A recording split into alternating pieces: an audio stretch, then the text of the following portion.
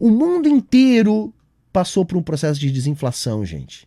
Mesmo com taxas de juros bastante mais razoáveis. Portanto, não faz sentido dizer que a nossa taxa de juros, ela serviu para trazer a inflação para a meta. Porque em outros países que não praticaram uma taxa de juros como a nossa, em todos eles, nós também tivemos um processo de desinflação, inclusive maior que o Brasil. E aí, o que a gente tem? O que a gente teve de economia em 2023? O que a gente tem de economia para 2024? Uma coisa que foi bastante noticiada agora nos últimos dias foi o resultado da balança comercial recorde, né? Quase 100 bilhões de dólares, recorde histórico. É isso mesmo, minhas amigas e meus amigos, recorde histórico, né? Isso significa que entrou muito mais dinheiro daquilo que a gente exportou do que o dinheiro que a gente gastou com aquilo que a gente importou.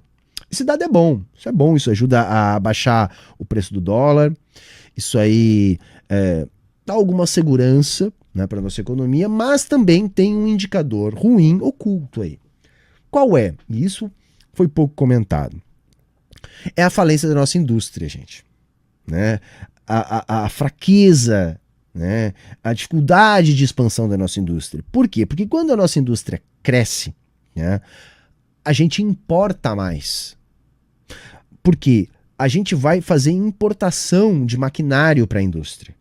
Tá? Boa parte do maquinário para o desenvolvimento da indústria, né, é importado. Então, quando a indústria está crescendo, está investindo, ela compra, né, maquinário, compra coisas que vão pesar naquilo que a gente importa. Então aí também tem um dado oculto. Mas em linhas gerais, os dados para nossa economia são bons em 2023. Eu anotei algumas coisas aqui, além desse saldo maravilhoso aí da balança comercial, né, que foi recorde, né? A gente encerrou com um dólar em queda, né, uma queda significativa.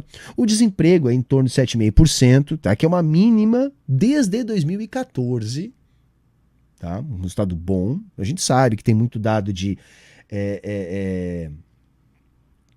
informalidade, tem dado de desalento, tem dado de pessoa que trabalha, mas gostaria e poderia e teria que trabalhar mais, aumentar sua carga horária porque a renda é insuficiente, mas ainda assim não é um dado ruim, por isso que eu digo que são dados sempre relativamente bons. A gente teve também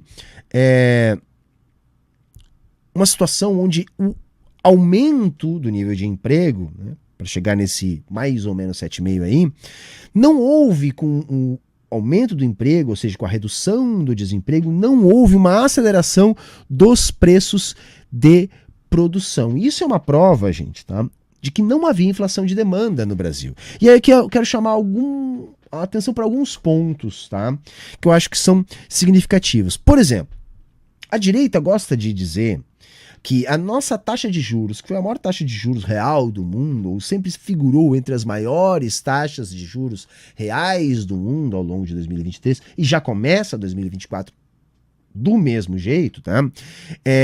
A ideia é que essa taxa de juros super alta é o que segurou a nossa inflação, que teria sido a responsável por um outro dado macroeconômico relevante e positivo, que foi a inflação aí em torno de 4,5%, portanto dentro do teto da meta. Agora eu quero chamar a atenção para um ponto, gente.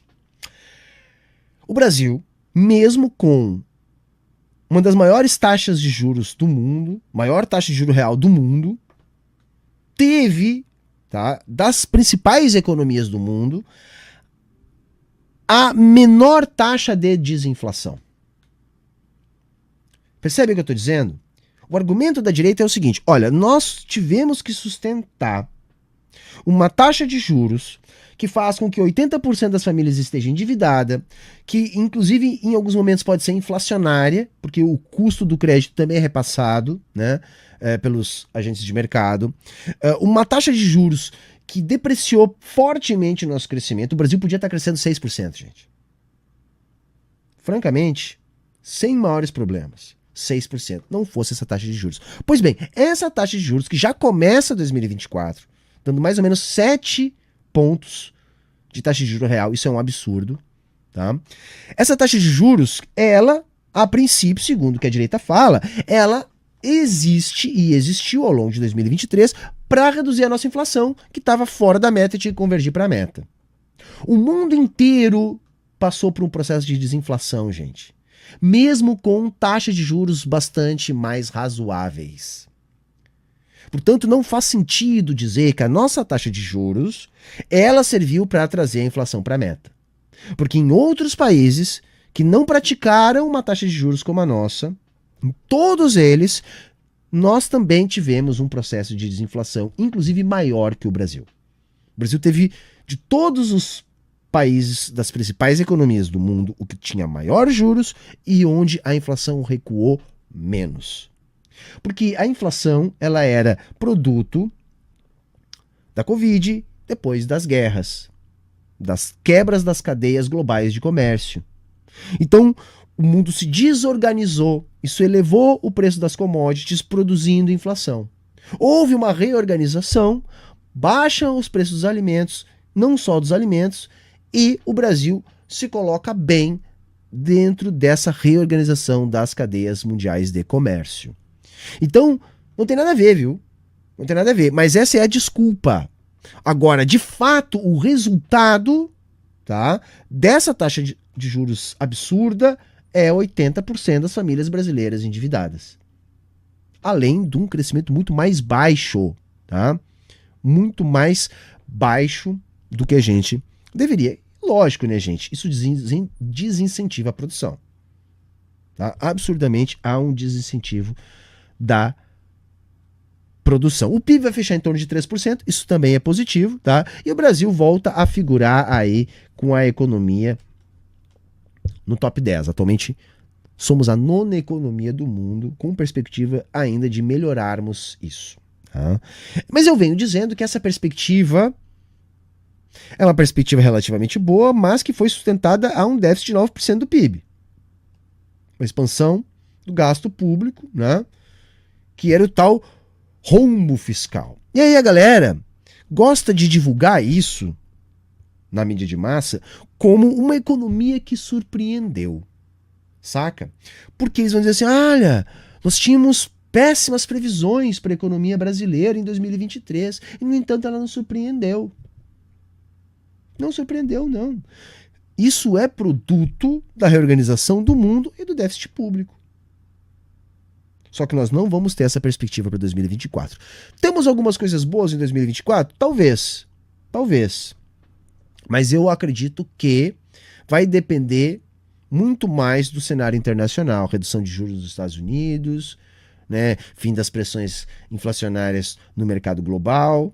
Agora, a tendência é termos um segundo semestre mais complicado. Até porque se a nossa economia voltar a patinar por ausência de demanda, com essa política absurda de déficit zero, né, que virou o cavalo de batalha do Fernando Haddad, a gente pode ter algum desarranjo na economia para o segundo trimestre, né, para o segundo semestre, desculpa. Tá?